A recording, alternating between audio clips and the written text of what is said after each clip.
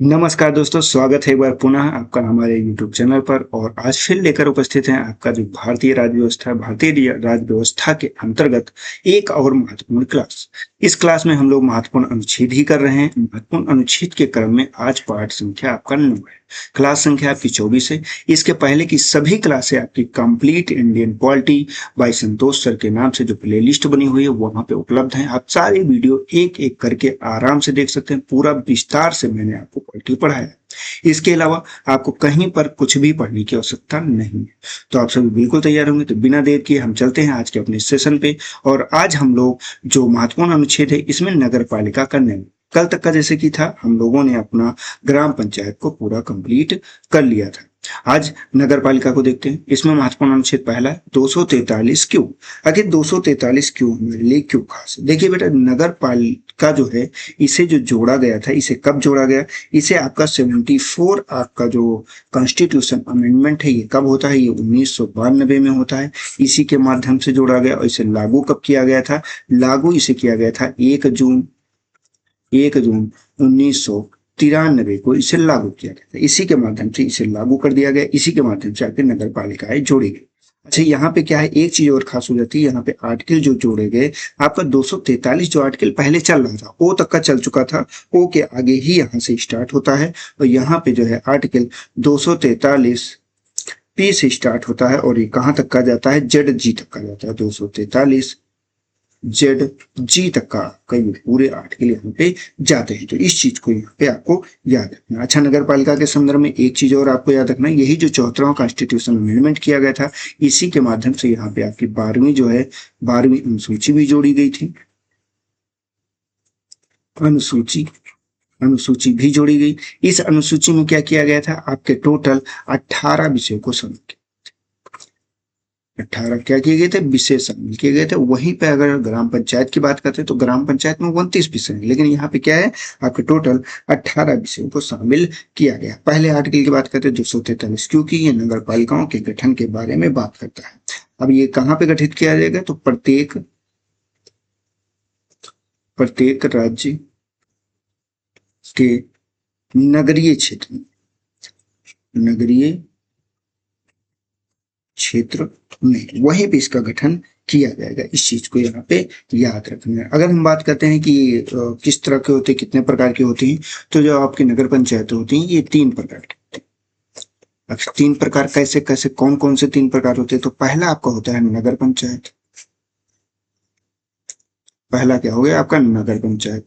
ये कैसा क्षेत्र होता है? ये एक संक्रमणकालीन क्षेत्र होता है जहां पे आपका ग्रामीण क्षेत्र से क्या होता रहा होता है, आपका जो है शहर में तब्दील हो रहा है। संक्रमण कालीन क्षेत्र, कालीन क्षेत्र। दूसरे नंबर की बात करते हैं, दूसरा क्या होता है? नगर पालिका।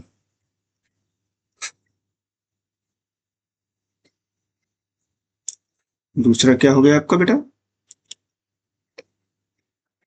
नगर पालिका। अब ये कैसा होता है? ये लघुत्तर नगरीय क्षेत्र होता है। छोटा जो है क्षेत्र होता है लघुत्तर नगरीय क्षेत्र। इस चीज को याद रखिएगा। तीसरे की बात करते हैं, तीसरा क्या होता है? ये होता है आपका नगर निगम। नगर निगम, ये देखिए सबसे बड़ा क्षेत्र होता है। इसे बृहत्तर नगरीय क्षेत्र बोलते हैं। और इसमें आपका पूरी तरह से नगर निगम का करता है सभी चीजों के लिए। और नगर निगम का जो प्रमुख होता है उसे महापौर के नाम से जानते हैं। बृहत्तर नगरीय क्षेत्र। ठीक, तो ये चीज, तीनों चीजें आपको यहाँ पे याद रखनी है। क्लियर बेटा? यहाँ तक का किसी को कोई डाउट? यहाँ तक का कोई भी डाउट नहीं होना चाहिए। क्लियर? चलते हैं हम लोग अगले महत्वपूर्ण अनुच्छेद पे। अगला जो आपका महत्वपूर्ण अनुच्छेद है ये आपके सहकारी समितियों के संबंध में है।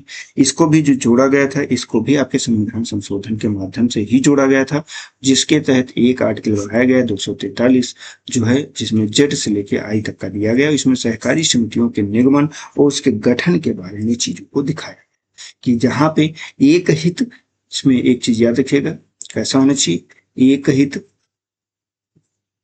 एक हित लाभ वाले व्यक्तियों का समूह, वाले व्यक्तियों का समूह। ये चीज यहाँ पे आपकी खास हो जाती है। क्लियर बेटा? तो यहाँ पे इसे याद रखिएगा। हम बढ़ते हैं आगे। आगे जिसे आपको याद रखना है कि ये आपका अगला पार्ट है भाग संख्या 11। अब ये भाग संख्या 11 में आखिर क्या इंपॉर्टेंट है आपके लिए? तो यहाँ पे देखिए बेटा, जो इंपॉर्टेंट है, इंपॉर्टेंट ये हो जाता है कि आप जो है केंद्र और राज्य के मध्य संबंध के बारे में यहाँ पे चीजों को बताया गया। जैसे कि यहाँ पे देखिए आर्टिकल की अगर हम जिक्र करते हैं कि कितने आर्टिकल यहाँ पे दिए गए हैं, तो यहाँ पे आर्टिकल संख्या 245 से स्टार्ट होते हैं और 263 तक की चीजों को दिखाया गया है या बताया।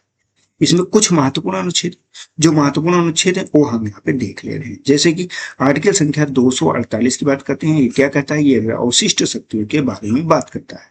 अवशिष्ट शक्तियां कैसी शक्तियां होती? वो शक्तियां जिनका जो है राज्य सूची और आपकी जो है समवर्ती सूची और आपका केंद्र सूची किसी में भी उल्लेख ना किया। अब यहाँ पे बात करते हैं, ठीक, राज्य सूची, राज्य, केंद्र व समवर्ती सूची में उल्लेख जिनका भी उल्लेख नहीं होगा उन सभी को हम किस श्रेणी में रख देंगे? उन सभी को हम यहाँ पे इसी श्रेणी में रख देंगे। ठीक, इस चीज को याद रखिएगा। यहाँ पे एक चीज और है, आपको यही जो विधायी शक्ति है, यही संसद को अनन्य शक्ति प्रदान करती है। संसद को सभी विषयों पे, सभी विषय पर कानून बनाने की शक्ति देती है। कानून बनाने की शक्ति देती है। इस चीज को यहाँ पे क्या रखना है? इस चीज को यहाँ पे आपको याद रखना होगा। ठीक है, यहाँ तक है किसी को कोई दिक्कत? ठीक, चलते हैं हम लोग अगले महत्वपूर्ण अनुच्छेद। यह आर्टिकल संख्या 249 है। राज्य सूची के विषय में संबंध में राष्ट्रीय हित में कानून बनाने की संसद की शक्ति के बारे में बात करें। देखिए आर्टिकल इंपॉर्टेंट है। आर्टिकल संख्या क्या कह रहा है? 249। 249 में ही राष्ट्रीय हित जब हो तो वहां पे जब राज्यसभा एक विधेयक पारित कर देगी, एक आपका संकल्प पारित कर देगी, उस स्थिति में किसी भी जो राज्य सूची का विषय है ना, उस पर भी कौन कानून बना सकता? केंद्र बना सकता। ठीक, इसलिए यहाँ पे क्या है? राज्यसभा, राज्यसभा, राज्यसभा क्या करती है? उपस्थित व मतदान, उपस्थित व मतदान व देने वालों का 2/3 बहुमत से क्या करेगी? संकल्प पारित कर देगी। संकल्प प्राप्त।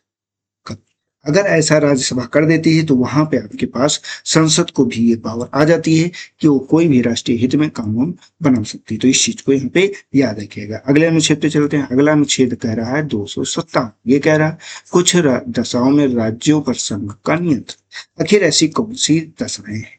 ठीक, वो चीज यहाँ पे खास हो जाती है। जैसे कि प्रत्येक राज्य का कार्यपालिका शक्ति का प्रयोग करने की बात आती है। तो देखिए अगर कुछ मामले कौन से हैं, जब जहां पर कंट्राडिक्शन होगा, किसका किसका बेटा? संसद का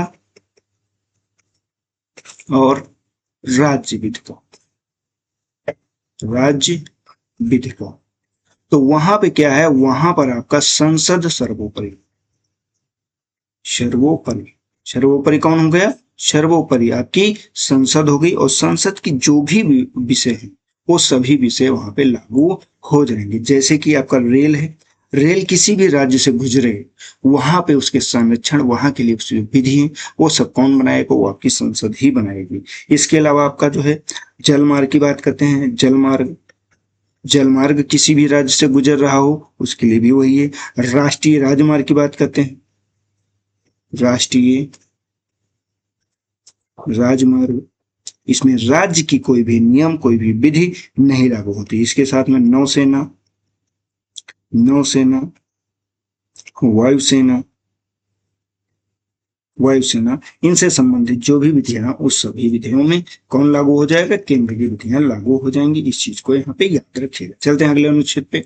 अगला अनुच्छेद है 262। ये क्या करा, ये अंतरराज्यीय नदियों एवं नदी घाटियों के बारे में पानी से संबंधित विवादों को हल करने के अधिनिर्णय के बारे में चीजें बताता है।